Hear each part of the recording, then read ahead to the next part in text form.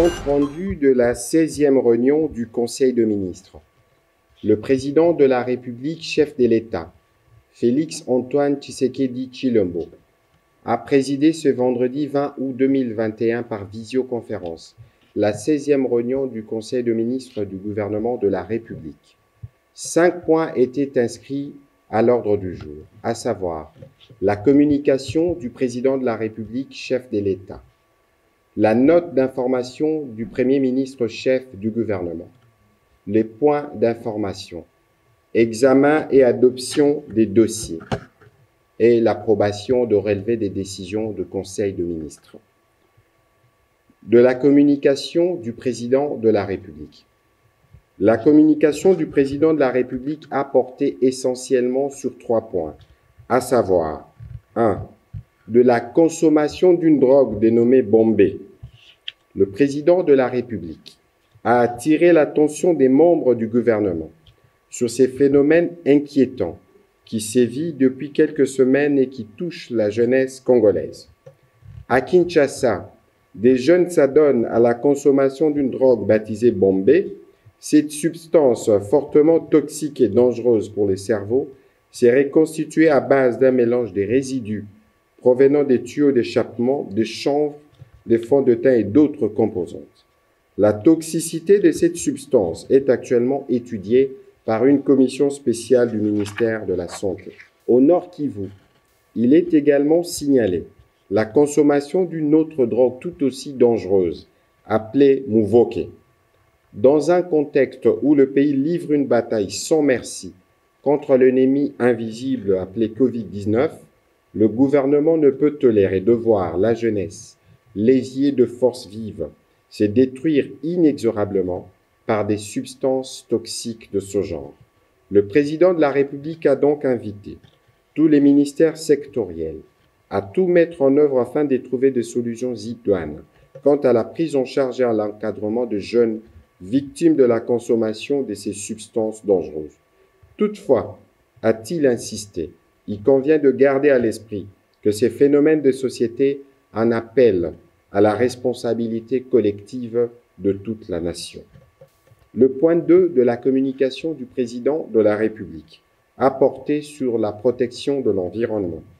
Le président de la République a estimé qu'il est impératif pour le ministère de l'Environnement et Développement durable de produire dans un délai raisonnable une série d'éléments afin de renforcer le programme du gouvernement dans ces domaines et de permettre une participation effective de la République démocratique du Congo à la conférence sur le climat COP26 en novembre prochain à Glasgow en Grande-Bretagne. Il s'agit respectivement de l'évaluation du programme 1 milliard d'arbres à l'horizon 2023 visant la restauration de 3 millions d'hectares et la réduction de la déforestation de 25% pour sauver 1 million d'hectares. Cela appelle à une étude approfondie sur l'évaluation de ce projet, les avancées concrètes et les recommandations y afférentes. Du fonds carbone qui regorge l'aspect économique de la politique environnementale. Ceci exige l'exploitation de mécanismes appropriés pour la levée des fonds en faveur de la République démocratique du Congo, de l'adhésion du pays au groupe d'observation de la Terre. La République démocratique du Congo est appelée à structurer son offre en se dotant d'un tel système, à l'instar des autres pays, tant qu'il offre des opportunités qui consistent à appuyer les pays membres à se doter des systèmes fiables et à former l'expertise locale pour mieux suivre les catastrophes naturelles, la gestion de l'énergie, les changements climatiques et ses impacts, la gestion des écosystèmes ainsi que l'agriculture durable.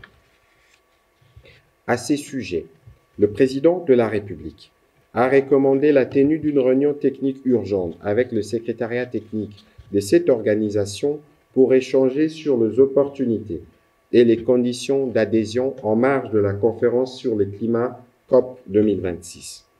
De la participation de la République démocratique du Congo à cette conférence, notre pays a pris un engagement ferme de contribuer à l'effort climatique global à travers sa contribution déterminée au niveau national à l'accord de Paris.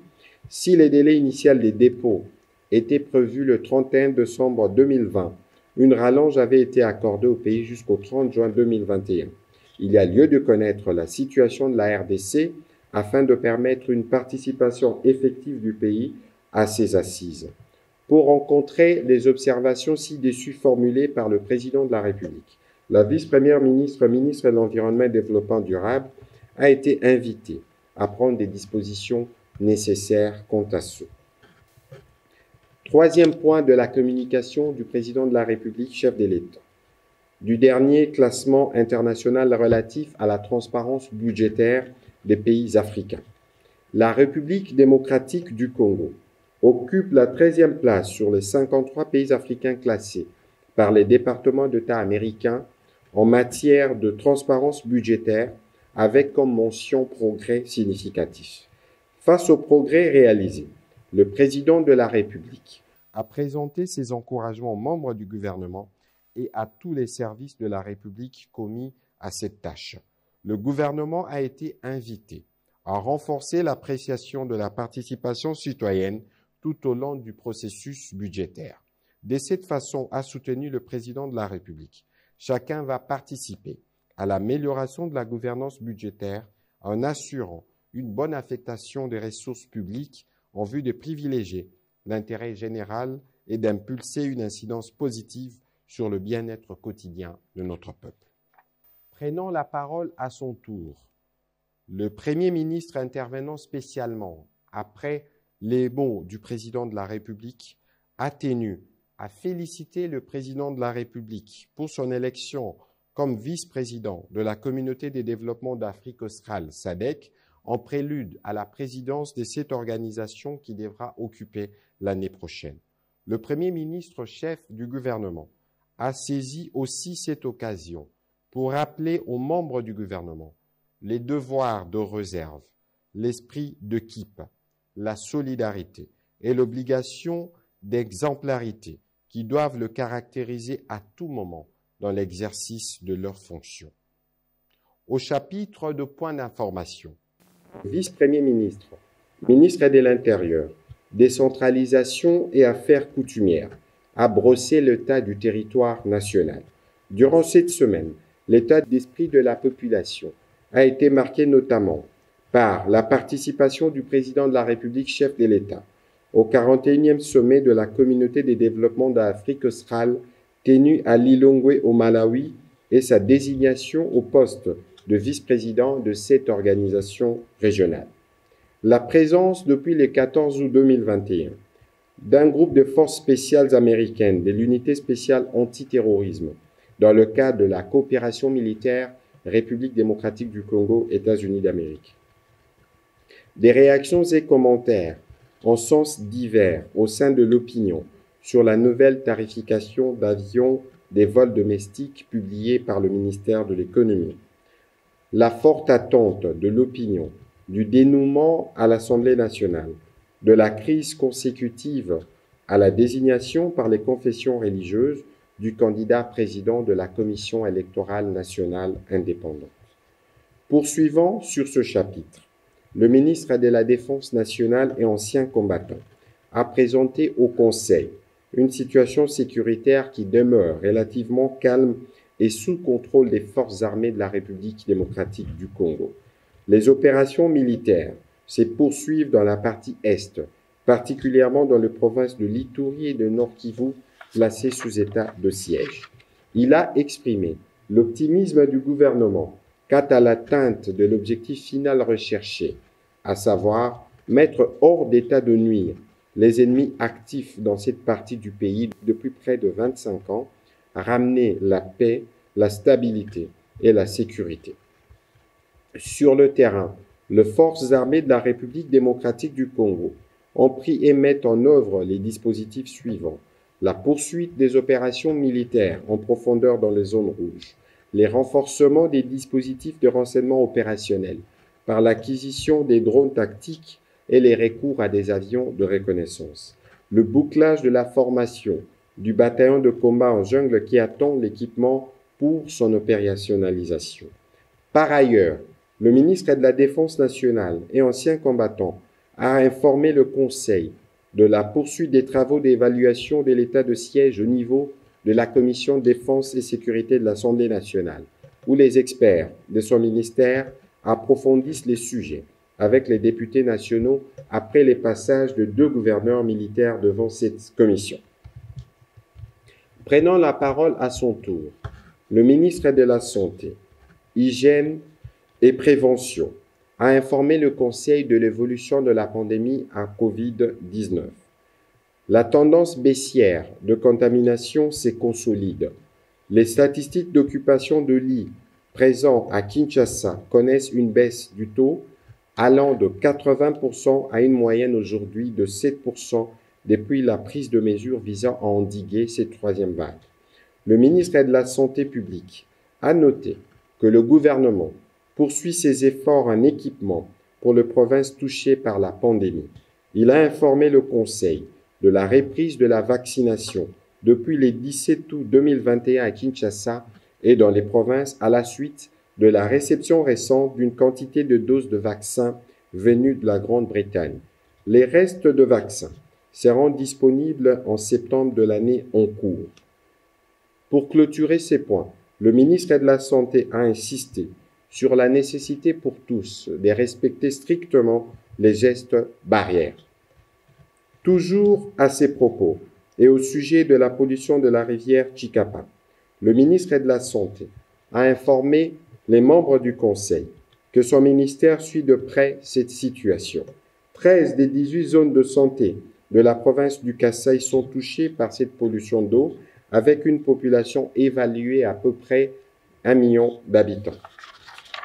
Dans ces cadres, la sensibilisation s'intensifie pour inviter la population locale et les pêcheurs à s'abstenir de la consommation de l'eau polluée ainsi que de poissons et d'autres animaux aquatiques morts.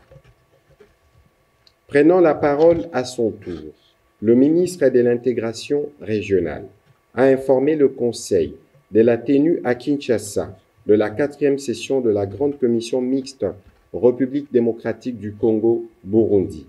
Le ministre de l'Intégration régionale a informé les conseils qu'initialement prévu à Kinshasa du 10 au 12 août dernier, cette réunion de la commission mixte se tiendra finalement du 31 août au 2 décembre 2021. À la suite de ces reports qui a été sollicité par les parties burundaises, les préparatifs de ces assises se poursuivent normalement. Cette réunion vient renforcer les liens entre les deux pays à la suite de la visite il y a quelques mois à Kinshasa effectuée par le chef de l'État burundais. Le Conseil de ministres a pris acte de son rapport. Point 4 du Conseil de ministres de ce jour. Approbation d'un relevé des décisions du Conseil de ministres. Le Conseil de ministres a adopté le relevé des décisions prises lors de sa 15e réunion tenue le vendredi 13 août 2021. Point 5. Examen et adoption des dossiers. Premier dossier. Évaluation et suivi des mesures pour la mobilisation accrue des recettes de l'État. Le ministre des Finances a présenté au Conseil la situation de la trésorerie de l'État. Il en ressort que les recettes publiques collectées du 1er au 19 août 2021 sont de l'ordre de 533,9 milliards de francs congolais, ce qui représente 82% des assignations budgétaires du mois d'août en cours, lesquelles ont été arrêtées à 689,1 milliards de francs congolais. Cette performance qui se consolide dans la mobilisation des recettes tient des dispositifs de contrôle et de traçabilité renforcés au niveau de régie financière qui, depuis les débuts de cette année, ont mobilisé un total de 7 169 milliards de francs congolais, soit 76% de leurs assignations annuelles chiffrées à 9 374 milliards de francs congolais. Le Conseil de ministres a salué cette performance et encouragé les régies financières à redoubler d'efforts pour maintenir la tendance haussière de la mobilisation des recettes publiques enclenchée depuis quelques mois. L'objectif étant de franchir la barre des assignations budgétaires annuelles conformément au contrat des performances et à la cible de recettes fixée dans l'accord global avec le Fonds monétaire international. À ces propos, Le ministre des Finances a informé le Conseil que le gouvernement a d'ores et déjà rempli les critères convenus avec le FMI en fin juin, ce qui ouvre la voie au décaissement en décembre prochain de la deuxième tranche de ce fonds dans le cadre de la facilité élargie des crédits consécutivement à l'approbation du programme. Cela sera précédé par une mission d'évaluation du Fonds monétaire international prévue en septembre prochain. Abordant sur ces chapitres, le ministre d'État, ministre du Budget, a informé le Conseil de la fin de travaux sur la conférence budgétaire, dont les conclusions sont globalement satisfaisantes quant à la perspective pour l'amélioration des recettes et la présentation du budget dès la rentrée parlementaire de septembre. Après débat et délibération, ces rapports d'évaluation et de suivi des mesures pour la mobilisation accrue des recettes de l'État a été approuvé. Point 2. États généraux de l'enseignement supérieur et universitaire. Le ministre de l'Enseignement supérieur et universitaire a présenté au Conseil le dossier relatif à l'organisation des États généraux de l'enseignement supérieur et universitaire qui se dérouleront à Lubumbashi du 6 au 10 septembre 2021. La convocation de ces assises, dont les travaux préparatoires ont été bouclés au mois de juillet 2021, a pour objectif de relever, redresser, requalifier et innover le système de l'enseignement supérieur et universitaire en République démocratique du Congo, conformément au pilier 11, axe 51 du programme d'action du gouvernement 2021-2023.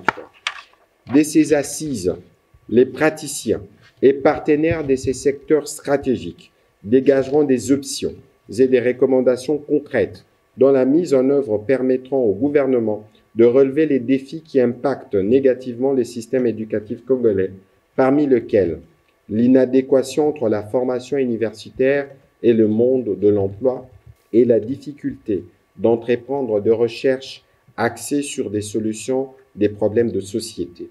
Après débat et délibération, ce dossier a aussi été approuvé. Avant de clôturer cette réunion, le président de la République, chef de l'État, a donné la parole au ministre des Transports, Voies de communication et désenclavement, qui a informé le gouvernement de l'incendie qui a ravagé ce vendredi le siège de la régie de voies aériennes. Plusieurs bureaux ont été totalement endommagés par le feu. Le président de la République a demandé au vice-premier ministre, ministre de l'Intérieur, décentralisation et affaires coutumières, de diligenter une enquête pour établir rapidement le cause de cet incendie. Commencé à 11h10, la réunion du Conseil a pris fin à 14h20.